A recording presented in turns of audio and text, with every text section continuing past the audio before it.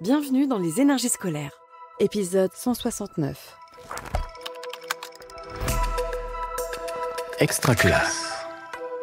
Bertrand Sainteau, professeur d'histoire-géographie au lycée Charles de Gaulle à Chaumont, en Haute-Marne, et professeur coordinateur d'un projet de Model of United Nations. L'école, on en parle beaucoup, mais est-ce qu'on l'écoute vraiment ? Les énergies scolaires. Please state if you are present or present and voting. Canada? Present and voting. DR Congo? Present and voting. Egypt? Present and voting. Hungary? Present and voting. Un Model of United Nations est une simulation de négociation internationale à l'intérieur de laquelle les élèves jouent le rôle d'ambassadeurs de pays qu'ils représentent, consacrés à une question ou un sujet bien précis, et ils défendent les intérêts de leur pays afin d'aboutir à l'écriture d'une résolution qui permettra de se projeter vers l'avenir et de porter des solutions au sujet qui est posé. Le thème de cette année est consacré aux conséquences de l'élévation du niveau des océans et de l'adaptation des sociétés à cette situation. Nous avons un lycée partenaire en Slovaquie qui organise des Model of United Nations depuis presque 15 ans. Nous avons été invités en 2023 et les élèves sont revenus de cette expérience en disant « c'est très chouette de participer à un Model of United Nations dans un établissement en Europe, mais ce serait bien qu'on en organise un ». Notre Model of United Nations s'appelle Chaumont. C'est un jeu de mots entre Chaumont et Moon, Model of United Nations.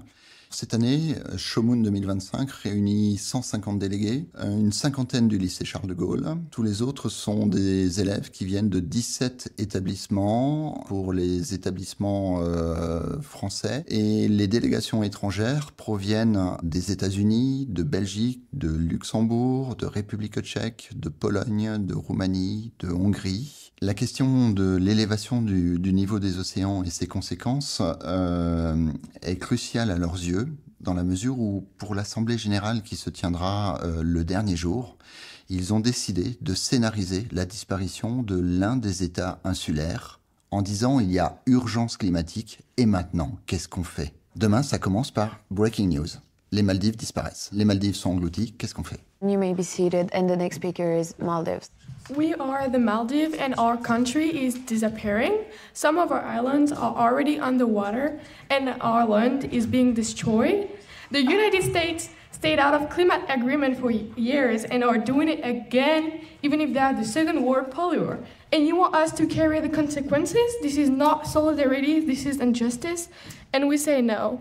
Les compétences qui sont travaillées lors du Moon, lorsqu'il est en langue étrangère, puisqu'on a 4 comités dont la langue officielle est l'anglais, ce sont les 4 compétences traditionnelles de l'apprentissage d'une langue vivante, des compétences d'argumentation, des qualités d'éloquence, parce que finalement, il faut avoir de l'influence, avoir du leadership dans la négociation. Ce sont des compétences qu'on ne travaille pas forcément en classe, mais il y a aussi beaucoup de compétences transversales pour l'équipe qui prépare. Nos élèves rencontrent les élus, ils rencontrent les acteurs qui nous permettent d'organiser le Model of United Nations. Donc il y a toute une partie logistique qui s'inscrit en fait dans la vie de l'association que les élèves ont créée pour pouvoir organiser leur Model of United Nations. L'essentiel de l'activité est réalisé par des élèves qui sont volontaires. On essaie de trouver, dans le cadre des horaires du lycée, du temps pour travailler ensemble, mais les élèves consacrent beaucoup de leur temps personnel pour pouvoir organiser ce Model of United Nations. Pourquoi créer une association ? Parce que l'idée qui sous-tend le projet, c'est de former des citoyens. Il y a la question de l'engagement. On a besoin de développer cette capacité à s'engager dans une association, à faire prendre des responsabilités aux élèves. Le président de l'association est un élève, l'ensemble du bureau est constitué d'élèves, et donc ça leur permet de comprendre comment fonctionne une association. La délégation du Danemark, vous avez la parole. Merci à la présidence pour la parole. Nous souhaiterons savoir quelle est la politique que les îles côtières souhaiteraient mettre en place si les pays les plus riches ne souhaitent pas appliquer la politique du pollueur-payeur. Je rends la parole à la présidence. La délégation de Tuvalu, vous avez la parole. Merci pour la parole. Les îles Tuvalu voudraient soumettre l'idée d'un principe de pourcentage du PIB à hauteur de 1% de chaque pays impliqué du coup dans le fonds d'investissement commun.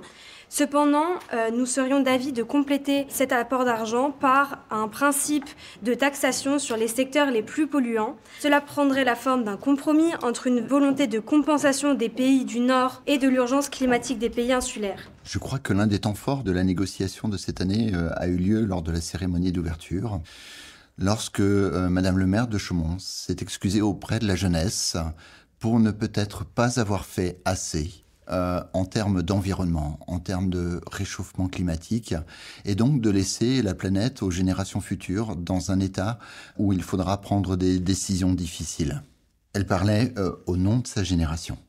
L'influence et le rayonnement de la participation au Model of United Nations se retrouvent en classe, par exemple, dans le respect de la parole à l'oral. On le retrouve aussi en termes de prise d'initiative dans la vie scolaire, au jour le jour, dans le sens des responsabilités.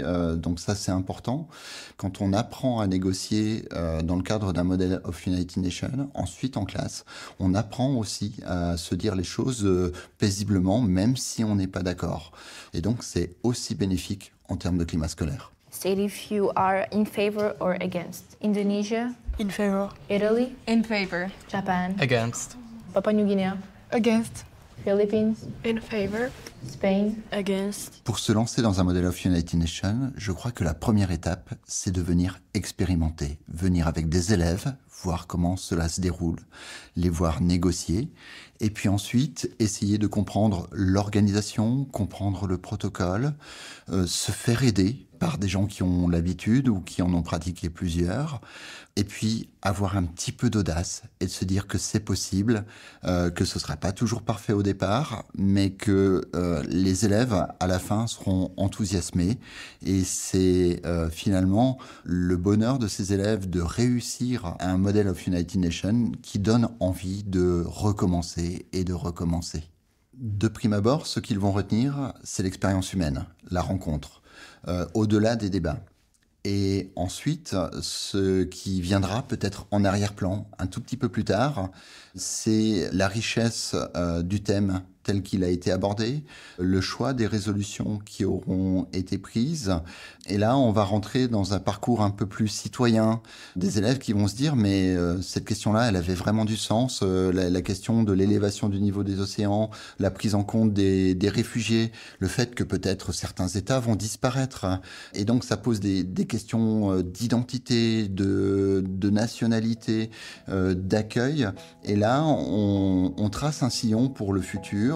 On forme des citoyens du monde de demain et ils pourront se dire mais s'ils sont aux responsabilités dans quelque temps, on y a déjà réfléchi et on a eu des idées audacieuses, peut-être qu'il est possible de les mettre en pratique. Vous venez d'écouter un épisode des Énergies scolaires. Si ça s'est bien passé, n'hésitez pas à laisser un avis sur votre plateforme d'écoute. À bientôt sur Extra Classe. Une production Réseau Canopé 2025. Extra Classe.